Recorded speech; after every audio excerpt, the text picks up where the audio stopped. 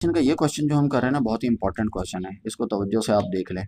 ठीक है, सबसे पहला स्टेप जो आपने करना है ना, वो ये करना है कि आपने इसमें देखना है कि कौन सी टेक्निक यूज़ हो रही है। ना तो इसमें पावर वाली टेक्निक यूज़ हो रही है, ना इसमें लॉग वाली टेक्निक यूज़ हो रही है, ना आप अपनी तरफ से इसमें कुछ ऐड और सब्ट्रैक्ट करवा सकते हैं। तो हमने सिंपल इसको क्या करना है, डिवाइड कर देना है।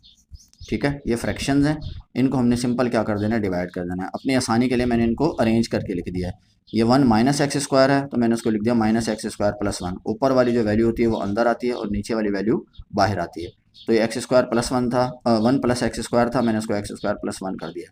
अब देखिए डिवाइड का भी मैं आपको बता दूं, अगर आपको नहीं आता तो। देखिए इसमें आपने कुछ नहीं करना है, बाहर से भी आपने पहली वैल्यू देखनी है और अंदर से भी आपने पहली वैल्यू देखनी है। आपने देखना यह है कि इस बाहर वाली वैल्यू को मैं किस नंबर से मल्टीप्लाई करूं कि अंदर वाली ये फर्स्ट टर्म बन जाए।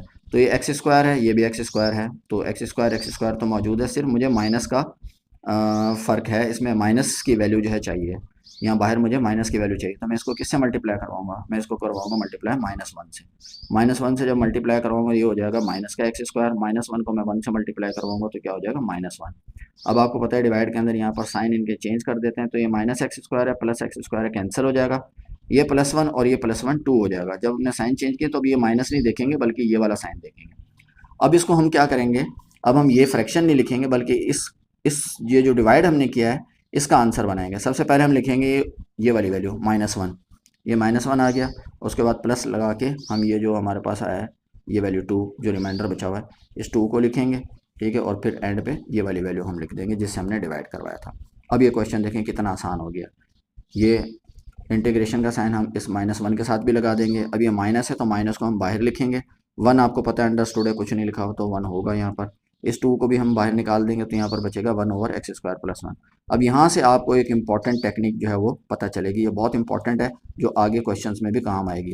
देखिए हमारे पास फार्मूला है, ये फार्मूला है हमारे पास, इसको आपने जहन में रखना है।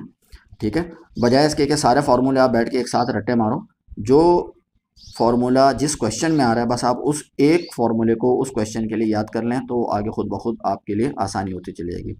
फार्मूला कुछ यूँ है कि 1/x² + a²। ए का मतलब यहाँ कोई भी कांस्टेंट वैल्यू हो सकती है, एक्स का मतलब ये वेरिएबल वाली वैल्यू होगी। ठीक है, अगर इंटीग्रेशन में इस तरीके से हो तो हम उस जब इसको इंटीग्रेट करवाएंगे तो हमने क्या करना है, सबसे पहले 1/a लिखना है, यानी कि जो कांस्टेंट वाली वैल्यू है वो ओवर में लिखनी है। 1 फार्मूले का है और a की जगह जो भी कांस्टेंट यहाँ पर होगा वो आ जाएगा।